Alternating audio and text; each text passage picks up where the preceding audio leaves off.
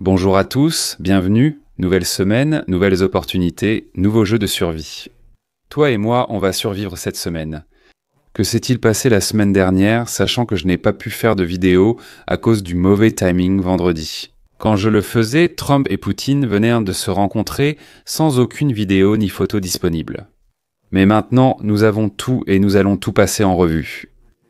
Il y a des choses sérieuses, des choses drôles et des choses effrayantes. Vous allez voir tout ce qui vaut la peine d'être regardé de cette réunion et on va l'analyser à fond. Tout d'abord, on commence par les soldats américains qui déroulent un tapis rouge pour Poutine. Encore une fois, je sais que c'est la tâche de ces soldats. Si vous regardez, je suis désolé, je ne sais pas comment ce document est rédigé, mais ce sont eux qui sont censés faire cela. Si un dirigeant ou un invité quelconque arrive dans cette base militaire spécifique, pour moi, c'est un peu douloureux de voir les troupes américaines, qui sont à mes yeux les meilleurs soldats du monde, dérouler un tapis rouge spécialement pour Poutine. Je n'aime pas ça, je n'aime pas l'ambiance que ça donne, tu vois, je n'aime pas ça. Mais bon, qu'est-ce que je peux dire? Il faut prendre ça avec des pincettes. Mais comme je l'ai dit, je dois juste traverser cela, car c'est mon ressenti. Souvenez-vous de ces gars, les voilà maintenant. Je ne suis pas là pour me moquer des soldats américains. Je les respecte vraiment et je les remercie pour leur service. Mais juste le tapis rouge, le drapeau russe et eux agenouillés devant, c'est simplement une mauvaise image pour la presse. C'est tout, tu vois, il y en a beaucoup, très mauvaises. Alors c'est ça l'Amérique redevenue grande? Et je sais que ces gars-là doivent exécuter les ordres, faire ce qu'on leur demande. Encore une fois, ils exécutent leurs ordres, mais Poutine est un criminel de guerre. Voilà ce que je pense. C'est difficile à voir, mais ne t'inquiète pas, c'est la dernière. On change ensuite. Plus de ces photos. Je l'ai dit, ça m'a soulagé. La prochaine vidéo dont je veux te parler, c'est quand l'avion de Poutine est arrivé, sa limousine Horus en est sortie, celle dans laquelle il voyage toujours. Et en fait, elle n'a même pas été utilisée au final parce que Poutine est monté dans la voiture blindée de Trump, la Beast, ce qui est complètement fou à un autre niveau. Mais voici juste un extrait très intéressant de l'Horus, avec le drapeau russe visible juste à côté des F-35 stationnés ici. C'est donc une scène très rare. Vous voyez, vous ne reverrez probablement jamais ça, surtout de nos jours. La géopolitique, c'est presque comme une scène d'une autre planète. Quelle était la vue que Vladimir Poutine a eue lorsqu'il était dans la Beast avec Donald Trump? Je vais y venir. Ils sont montés ensemble, mais je veux surtout mettre en avant la vue. Une rangée de F-35 stationnés ici, prêts à être déployés. Je veux dire, ces avions sont parmi les meilleurs et les plus modernes au monde. Je n'ai pas dit le meilleur, mais un des meilleurs. Pour toutes les intentions et tous les objectifs de Poutine, ils sont invisibles à tout ce que la Russie possède, à tout ce que la Russie peut offrir. Aucun radar, ni aucun chasseur russe ne pouvait voir ces avions dans les airs parce que leur radar ne pouvait pas les détecter. Donc, du point de vue de Poutine, c'est l'arme qui serait déployée contre lui si les choses ne se passaient mais pas bien entre Trump et Poutine. Mais il semble que les choses s'arrangent parce que après la réunion, j'y reviendrai. Mais Trump a radicalement changé d'avis sur l'Ukraine après cette réunion, encore une fois. Alors prenons ces extraits et vidéos dans l'ordre chronologique dans lequel ils se sont produits. Poutine et Trump sont descendus des avions, se sont retrouvés sur le tapis rouge et se sont serrés la main.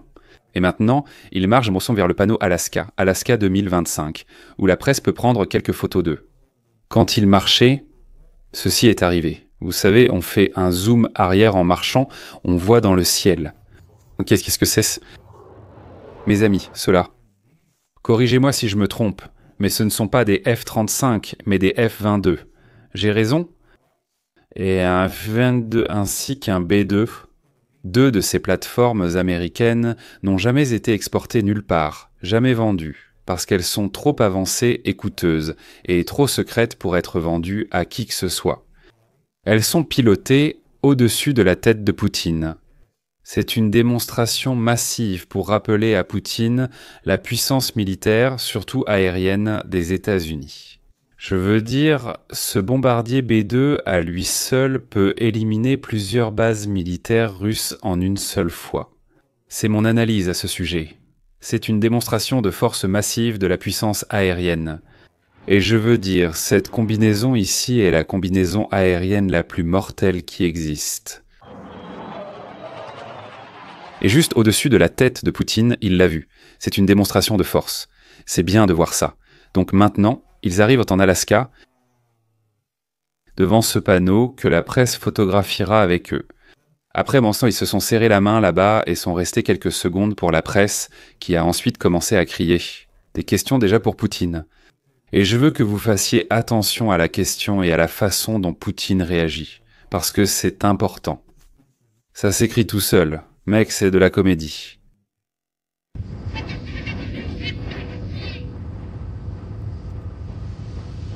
Président Poutine, avez-vous arrêté de tuer des civils ? Monsieur Poutine, avez-vous sous-estimé l'Ukraine? Et puis une pause, et Monsieur Poutine, allez-vous arrêter de tuer des civils? Et puis regardez la réponse de Poutine à ce civil. Qu'est-ce qu'un civil? Ou ça, je ne sais pas, je ne vous entends pas. Franchement, c'est inestimable. À la première question, il n'a pas réagi du tout. À la deuxième, il dit « Je ne vous entends pas, vous parlez des civils ?» Quel civil? Il n'y a pas de civil ici. C'est... En Russie, Poutine ne reçoit jamais ce type de questions, car les journalistes n'y sont pas et ne sont pas autorisés. Qui veut poser ces questions? Ou bien ils sont tous morts, donc c'est l'un des seuls moments où on lui posera ce genre de questions. Et gardez à l'esprit qu'il parle anglais, il comprend tout. Il parle et comprend très bien. Il ne veut tout simplement pas. Alors quand on lui pose la question, regardez cette réaction. Je n'ai tué aucun civil, il n'y a aucun civil ici. Qu'est-ce que tu vas faire? Tu sais, ça change tout. Et puis Donald Trump se dit « D'accord, je dois sauver ce gars parce qu'on lui pose des questions dangereuses. » Très bien, allons-y, allons-y. Et maintenant, regarde ça. Donald Trump regarde la presse et dit « Hey, stop. Ne posez plus de questions, ne posez plus de questions importantes. Plus aucune. » Donald Trump fait « Ah, ne le faites pas », et puis il s'en va, c'est tellement bizarre. C'est une salle pleine et en même temps, non. On n'était même pas à la moitié, mes amis. On va revoir tous ces détails. J'adore. Alors il monte dans la voiture de Donald Trump, la bête, qui est probablement la voiture la plus impénétrable de toute la planète, et c'est déjà un fait en soi qu'il monte dans l'Azès. Vladimir Poutine et Donald Trump, c'est vraiment étrange. Et le spectacle de clown continue, parce que lorsqu'ils s'en vont avec la voiture, on voit ce petit extrait où Vladimir Poutine sourit et regarde dehors avec cette expression. C'est juste la déformation causée par le verre pare-balles et tout le reste, et on le compare à celui-ci. Je sais que je ne devrais pas m'amuser autant ici, mais mes amis, vous ne pouvez pas manquer cette occasion. Regardez ce visage. Le visage d'un criminel de guerre. Quand le dirigeant du pays le plus puissant du monde vous demande de monter dans sa voiture et demande à ses journalistes de ne pas poser ces questions importantes, et assure votre sécurité en Alaska, pour moi c'est une grande victoire pour Poutine. Honnêtement, en termes de propagande, politiquement parlant, c'était une victoire 10 sur 10 pour Poutine. Jusqu'à ce moment où il a été invité à monter dans la voiture. Ensuite, ils se rendent sur le lieu où se tient la conférence de presse et les journalistes crient tous en direction de Trump et Poutine. Gardez bien à l'esprit qu'en Russie, la presse n'est jamais autorisée à faire cela. Ceux qui sont assez courageux pour faire cela et écrire ce genre de choses, ils sont tués. C'est ce qui s'est passé. Poutine a fait tuer environ 20 à 30 journalistes au cours des 20 dernières années. Voici donc la rare occasion pour ce vieux clown d'entendre enfin les questions qu'il n'entend jamais en Russie. Voyons de quel genre de questions il s'agit.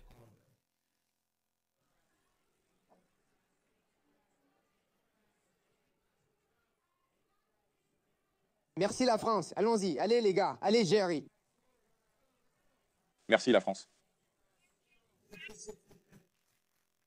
Oui, on lui a de nouveau demandé « Allez-vous arrêter de tuer des civils ?» et il a réagi encore plus vivement. « Mais observez ce visage. Oh, c'est ce visage-là. Quand tu as oublié de mettre ta couche pour adulte et qu'il se passe quelque chose, tu sais quoi? Oh mince, j'ai oublié de la mettre aujourd'hui. Oh mince, celle-là est énorme. Oh, il y en a encore qui arrivent. Pas bon. Et maintenant, tu cries pour que ton compagnon vienne t'aider. Et s'il te plaît. Ce visage est légendaire et restera dans l'histoire. Garde-le en mémoire. Ça va être enregistré pour l'histoire, et ensuite la presse est repoussée. Mais quelqu'un a fait ça et je ne peux pas. J'ai haussé les épaules. Mais la ressemblance, je veux dire, vous vous souvenez tous de Charles Manson, n'est-ce pas? Moi, oui.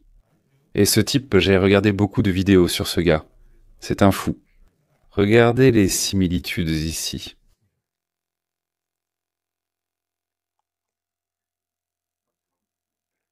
Je ne vais pas dire qui est Charles Manson. Si vous ne savez pas, vous pouvez, vous savez, regarder, chercher. Mais le visage de Poutine avait une ressemblance frappante. Je laisse juste ce lien ici. Voilà. Et puis, quelqu'un a fait ça. Encore une fois, je dois prendre votre temps. Ça va parfaitement avec l'ambiance de ce tableau, tu sais, le cri. Mais si tu mets Trump ici, disons, Vladimir, arrête, ça marche aussi très bien. Ils crient en tous les deux comme ça. Le duo fonctionne parfaitement. Tout était donc terminé. Le déjeuner a finalement été annulé. Ça a juste été annulé pour une raison quelconque. Et puis, c'est la fin de la conférence de presse. Après cela, Poutine et Trump sont partis chacun de leur côté. Mais ils discutent ici pendant environ 15 secondes, vidéo publiée par le Kremlin. Mais rappelez-vous, Trump reste immobile, non ? Cet homme est peut-être aussi traducteur, même si Poutine n'en a pas besoin. Et pourquoi Poutine salue-t-il ainsi ? Regardez son corps. Il salue, drapeau ondulant, je danse, vous... Tant de mouvements et de gestes. Je ne sais pas pourquoi. Je ne suis pas là pour juger la façon dont les gens se tiennent, mais c'est juste qu'ils bougent comme ça. Donc si vous en savez quelque chose, laissez-le dans les commentaires. Éduquez-nous tous. D'accord, ça suffit avec la rencontre entre Poutine et Trump aussi. Maintenant, regardons l'équipe de presse russe, car il y avait toute une équipe de presse impliquée et ils ont publié plusieurs vidéos. Elles sont assez croustillantes, je veux toutes les partager avec vous. Alors, tout d'abord, ils arrivent dans l'espace aérien américain, et immédiatement des F-35 apparaissent de chaque côté de l'avion de presse. Il y en avait 2 de chaque côté avec le drapeau russe. Encore une fois, une vue étrange des avions de chasse les plus modernes, des machines de combat.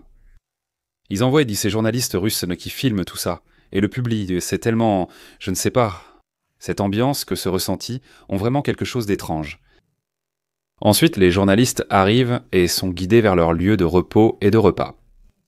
Tout d'abord, ce journaliste russe fait une vidéo du buffet du petit déjeuner. Il ne l'aime pas vraiment. Je vais essayer de lire les sous-titres pour vous. Et notre petit déjeuner ressemble à ça. Un sachet de chips, un bol plein d'air, des fruits.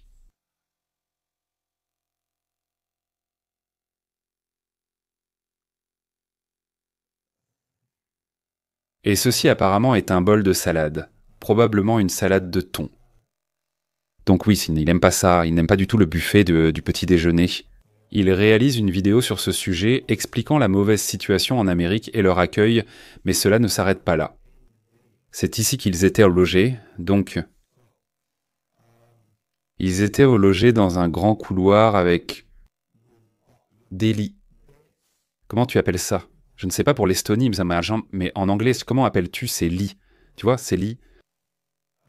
Et l'écran les sépare, juste un écran en tissu, et tout le monde doit dormir ici ensemble comme ça. Et ils ont quelques poubelles et tout. C'est vraiment, je veux dire, c'est correct pour l'armée. Pour la plupart, c'est normal. Mais comme journaliste russe, une seule occasion en Amérique peut entraîner un refus d'entrée ensuite. On vous refuserait l'entrée pendant des années. C'est la seule chance. C'est ce que vous obtenez. Je serais déçu. Je suis content que les Américains s'y ont fait ça. Bon travail, c'est comme ça qu'ils devraient être traités. En tant que journaliste russe, je penserais, mince, je voulais plus. C'était ma seule chance aux États-Unis. Ouais. Mais il y a eu une fuite de documents, ce qui est étrange. Je veux dire, cette réunion serait très fortement sécurisée et protégée. Mais encore une fois, pour une raison quelconque, l'équipe de sécurité de Trump a laissé les documents dans le hall de l'hôtel, sur l'imprimante. C'est tellement bizarre. Un membre du personnel du département d'État semble avoir laissé 8 pages d'informations sur une imprimante d'hôtel concernant le sommet Trump-Poutine. Nous les avons toutes publiées. Regardez par vous-même ce qu'elles disent. Ouais, je veux dire, ce n'est pas comme si c'était des informations top secrètes. C'est qui rencontre qui, à quelle heure, et ainsi de suite. Mais bon, c'est censé être secret. Le simple fait que ça fuite montre la qualité de l'équipe organisatrice. Donc oui, le planning de la réunion a révélé les noms de tous ceux qui se sont rencontrés. Je veux dire, tout le monde le savait déjà. Mais le fait que ça ait juste été laissé là, je veux dire, ça aurait pu être un autre document, ce qui est vraiment grave.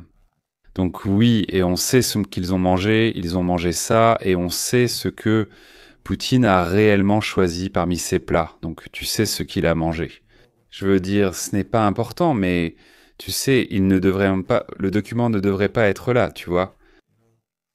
Mais la femme de Trump, Melania Trump, a en fait profité de cette occasion pour envoyer une lettre. Une lettre personnelle à Poutine pour la lui remettre, ou que quelqu'un la lui remette. Je ne vais pas lire cette lettre, mais je l'ai lue et c'est une lettre sincère au sujet des enfants ukrainiens. Elle ne parle plus des enfants d'Ukrainiens, mais des enfants en général. Mais nous savons de qui elle parle, car il y a des extraits et des détails qui ont fait surface à notre sujet.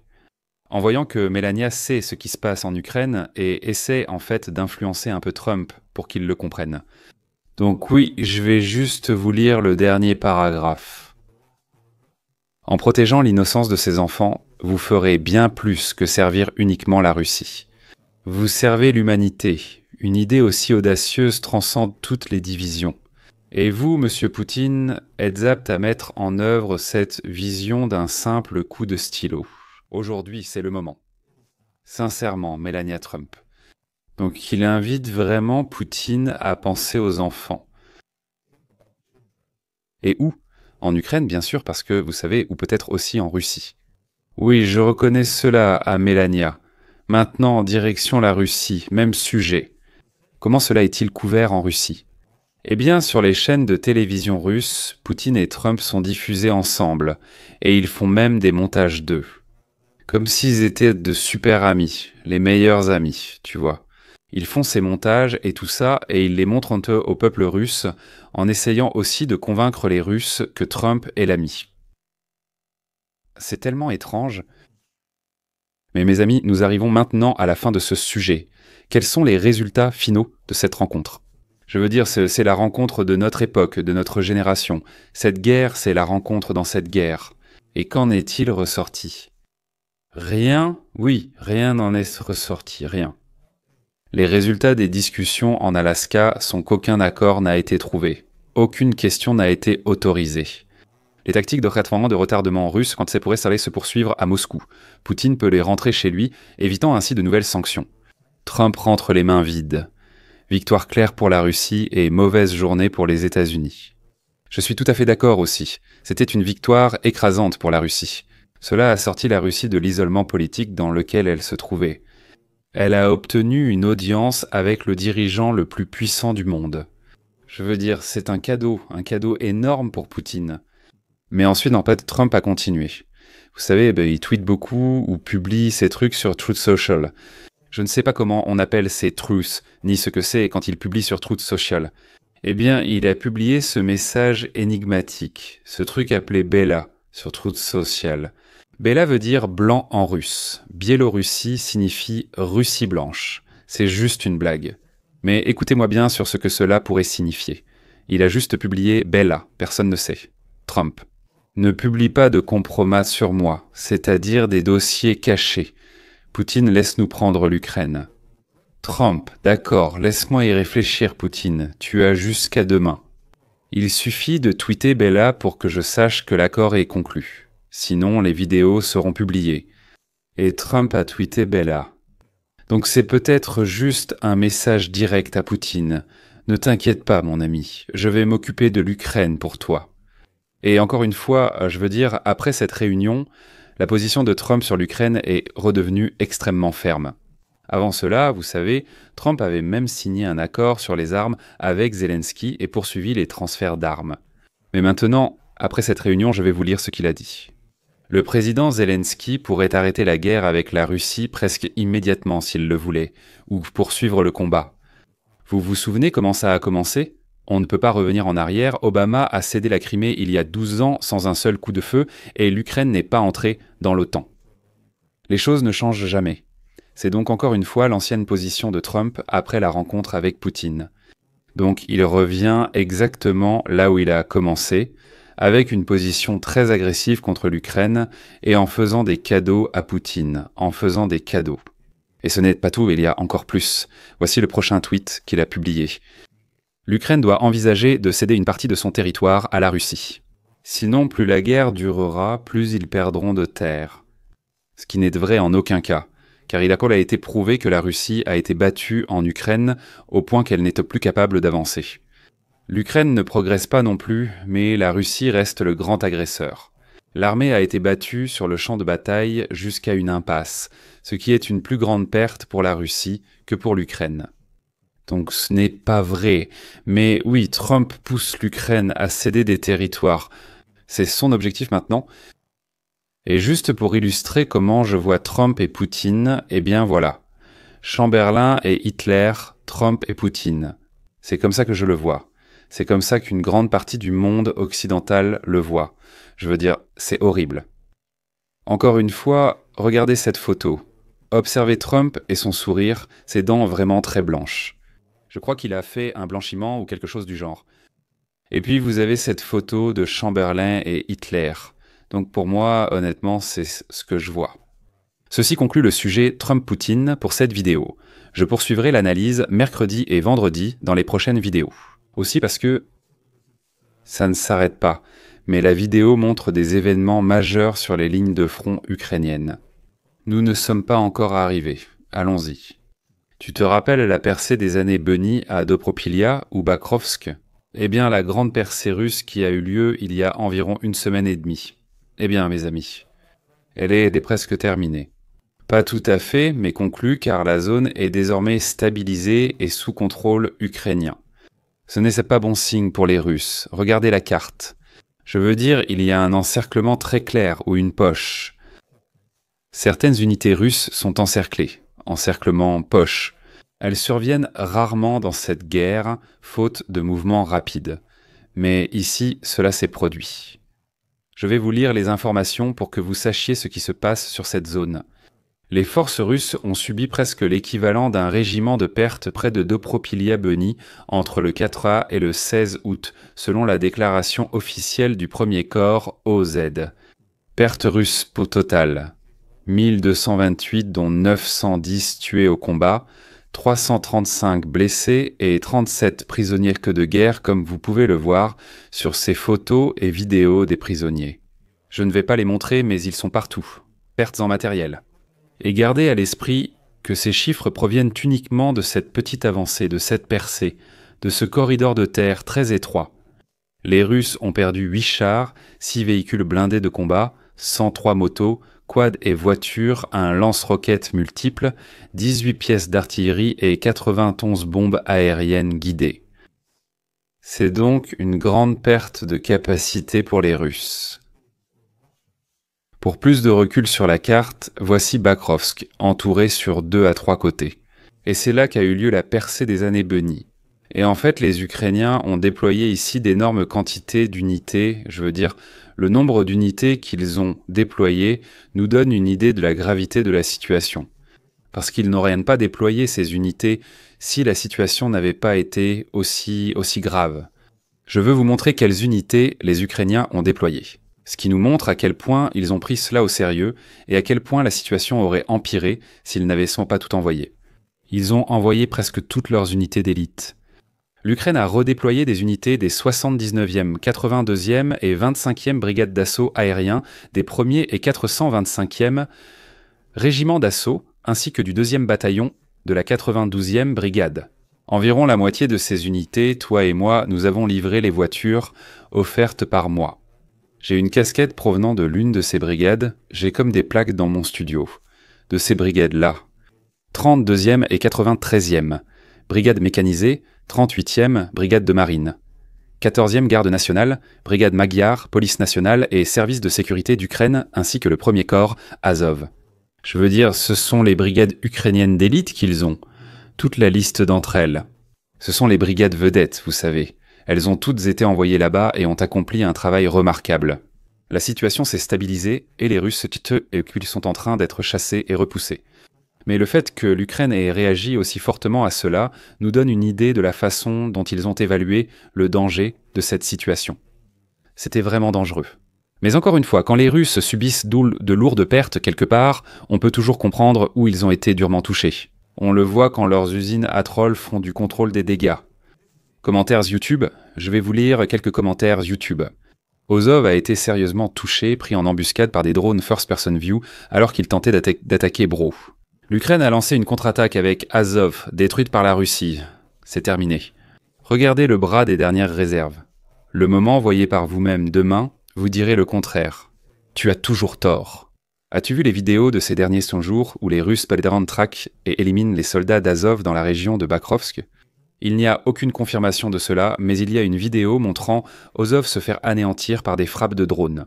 Donc oui, le contrôle des dégâts par les trolls signifie que la Russie est en train de perdre sur les lignes de front. Ça va toujours ensemble. Quand les trolls réagissent, ça veut vraiment dire que les choses ne se passent non pas bien sur le front. C'est comme ça. Très bien, mes amis. Avez-vous vos cartons de bingo des raffineries de pétrole prêts ? Parce qu'ils ont vraiment obtenu un certain effet, l'Ukraine est en train de détruire les raffineries de pétrole russes. Je veux dire parce que en Crimée, en Transbaïkalie et dans certaines autres régions de Russie, l'Union soviétique est renaissante. L'essence est vendue par bons. Vous savez, à l'époque soviétique, tout le monde devait acheter n'importe quoi avec des bons parce que rien n'était disponible. Une crise du carburant a éclaté en Crimée et en Transbaïkalie 95. Ce type d'essence a disparu des stations-service. L'essence est soit vendue par bons, soit uniquement aux entreprises si elle est disponible. Mais les automobilistes ordinaires n'ont rien du tout. En Crimée, un litre coûte déjà presque 70 roubles, ce qui, selon les normes russes, est extrêmement cher. Et tout cela à cause de la raffinerie de pétrole ukrainienne Bingo. Voici la raffinerie de Syzran, attaquée la semaine dernière comme je l'ai mentionné en fin de semaine. Nous avons plus de vidéos montrant comment elle a été touchée. Vous voyez, c'est la tour de craquage ou de distillation. C'est le cœur de la raffinerie. Ils l'ont détruite. Elle était protégée par un échafaudage. Les Russes utilisent cet échafaudage ordinaire pour se protéger contre les drones. Mais pour une raison quelconque, cela n'a pas fonctionné, et la tour de distillation a quand même brûlé. C'est la raison pour laquelle le plus grand pays exportateur de produits pétroliers et gaziers au monde est presque confronté à des pénuries d'essence. C'est ce que fait l'Ukraine. Ce sont des sanctions qui fonctionnent réellement, des sanctions par drone. Et elles sont formidables. Alors oui, gardez vos cartons de bingo prêts, des choses vont se passer. Maintenant, mes amis, j'ai vu cette photo. Voici le tout nouveau missile ukrainien appelé Flamand Rose, et vous pouvez le voir. Il est assez grand, et vous pouvez le voir sur une chaîne de production de masse, donc il est produit en série. Cela a été révélé dans le cadre d'une opération d'information. Bien sûr, car lorsque les Russes verront cela, ils vont perdre la tête. Mais tout d'abord, la forme m'a vraiment rappelé la série 5 de la fin du Troisième Reich. Regardez ça. C'est un missile à réaction, évidemment, mais ce turboréacteur a une forme similaire. Mais oui, il a une portée de 3000 km et il possède une ogive d'une tonne d'explosifs. C'est une arme qui fait un énorme boom, elle est produite en masse en ce moment même. Donc oui, les Ukrainiens peuvent aussi fabriquer des missiles. Attendez-vous donc à une hausse du bingo des raffineries de pétrole. Et maintenant, mes amis, nous partons pour la mer Caspienne. Oui, nous n'y sommes jamais allés, car rien ne s'y est passé lié à cette guerre jusqu'à présent. Parce que les forces spéciales ukrainiennes ont coulé un navire russe. Un navire de transport, c'est comme ça qu'on dit ? Un porte-avions ? Le port maritime d'Olia sur la mer Caspienne, gravement endommagé et partiellement coulé. Le port d'Olia. On l'appelle le port d'Olia. Le navire est un bâtiment chargé de transporter des munitions essentielles et des pièces de Shahadron depuis l'Iran. Regardez ce navire, et voici à quoi il ressemblait avant d'être transformé en sous-marin. Et maintenant, il a été coulé.